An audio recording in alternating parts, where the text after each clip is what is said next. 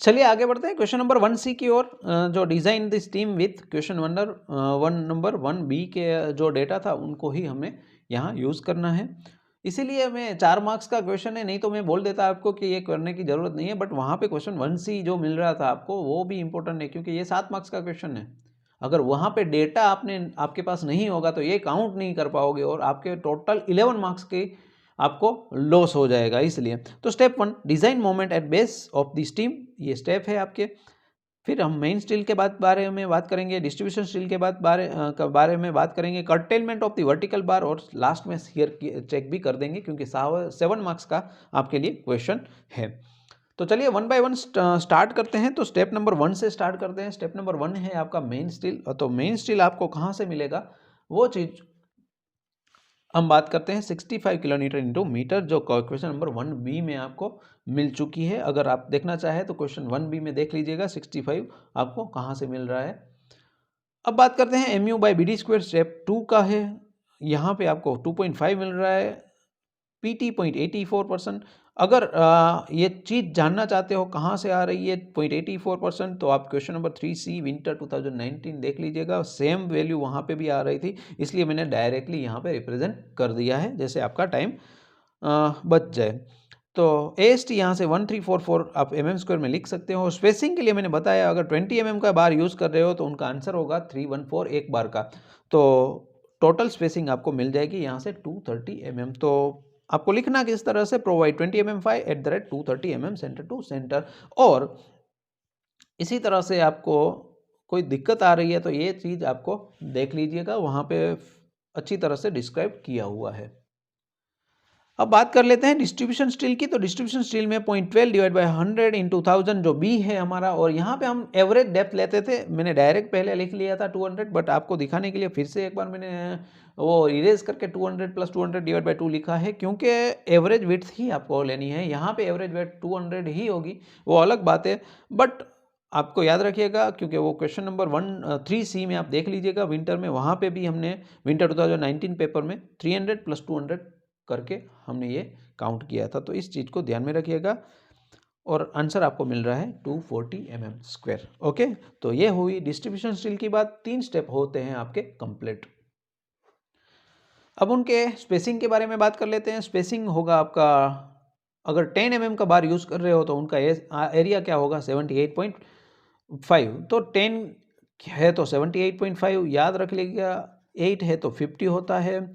अगर आप 16 यूज़ कर रहे हो तो 200 होता है। अगर आप 20 यूज़ कर रहे हैं तो 314 होता है। अगर ये चीज़ याद रहेगी आपको, तो आपको काम जो होगा वो आसानी से हो जाएगा, अगर स्पेसिंग फाइंड करते हो तो provide 10 mm 5 @ 300 mm centre to centre. ये हो गया आपका step number 3 complete. Step number 4 में आगे बढ़ते हैं। कर्टेलमेंट ऑफ वर्टिकल बार्स के बारे में बात करना है। तो ऑलरेडी अगर फिर से चीज़ देखना चाहते हो किस हिसाब से सही तरीका है इसका, तो वो आप विंटर 2019 का पेपर देख लीजिएगा। बट यहाँ से मैं डायरेक्टली शॉर्ट मेथड कहाँ से किस तरह से काउंट कर सकते हैं हम, उसके बारे में बात की है।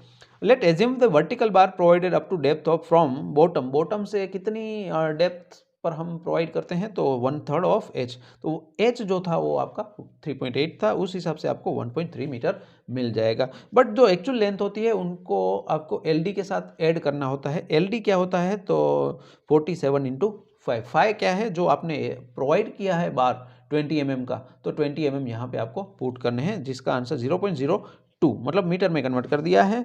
टोटल आपको आंसर मिल जाएगा 2.25 मीटर। तो एक्चुअल लेंथ होगी आपकी 2.25 मीटर। जैसे बुक में आप देख सकते होंगे, जो बड़ा सा कैलकुलेशन है उनको मैंने शॉर्ट में रिप्रेजेंट करने की ट्राई की है।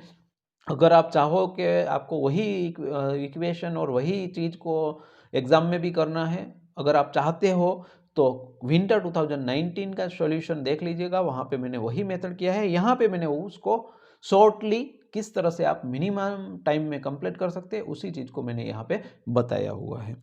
अब बात करते हैं शियर चेक की, जिसमें VU आपको 55 मिल रहा है, 33.14 आपका लोड था, उनके साथ 1.5 ऐड कर दिया क्योंकि डिज़ाइन करने के लिए, तो 50 किलोन्यूटन ये प्रेशर फोर्स था। आप देख लीजिएगा क्वेश्चन 1B में आपको आंसर मिल जाएगा इसका। डी जो हमें एज्यूम किया था वो था आपका 160, तो यहाँ पे 160 ऐड कर दिया, 0.3 न्यूटन पर mm स्क्वायर। ये आपकी रिक्वायरमेंट है। शियर की रिक्वायरमेंट क्या है आपके पास? 0.3 न्यूटन पर mm स्क्वायर। अब बात करेंगे अवेलेबिलिटी की।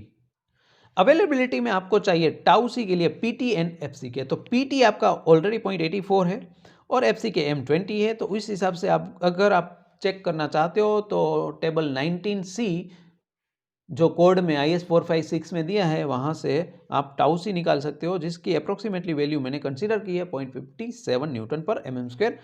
जो आपकी जो रिक्वायरमेंट थी 0.3 थी उससे बहुत ही ज़्यादा है, ऑलमोस्ट 2 टाइम्स है। So your section is very safe in the shear. यहाँ पे स्टीम का जो फिगर है वो भी मैंने आपको रिप्रेजेंट किया हुआ है।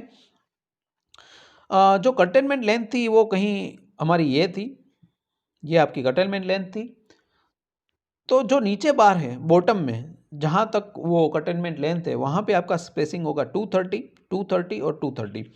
और जैसे ही वो कटिंग पूरा होता है, वो बार कट पूरा होता है, उसके बाद ये एक अल्टरनेटिव बार से, इसलिए ये टोटल 2 टाइम्स हो जाएगा। 230 इंटू 2 कर दीजिएगा 460। तो इस तरह से ही आपको रिप्रेजेंट करना है एग्जाम में 25 to 30 mm centre to centre जो मेन स्टील था।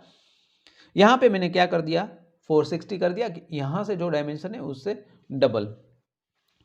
और यहाँ जो बात करते हैं जो डिस्ट्रीब्यूशन स्टील की 10 mm 300 mm centre to centre, ये 0.2 विड्थ आपने फाइंड की थी, 0.2 मीटर विड्थ फाइंड की थी, ये आपने 0.3 मीटर फाइंड किया हुआ था। इस चीज़ को भी हमने 0.3 मीटर ही कंसीडर किया था। तो ये है क्रॉस सेक्शन और ये है आपका स्टीम का रेनफोर्समेंट है, जो लॉन्गिट्यूडनल व्यू आप उनको कह सकते हैं। नीचे बार आपको रिप्रेजेंट करने की ज़रूरत नहीं है क्योंकि आपको स्टीम ही पूछते हैं। 3 बार स्टीम पूछा है और स्टीम ही जनरली पूछते हैं, तो यही चीज़ आपको करनी होगी एग्जाम में। तो चलिए, फिर भी कोई डाउट है तो आप व्हाट्सअप कर सकते हो। आगे बढ़ते हैं नेक्स्ट क्वेश्चन की ओर।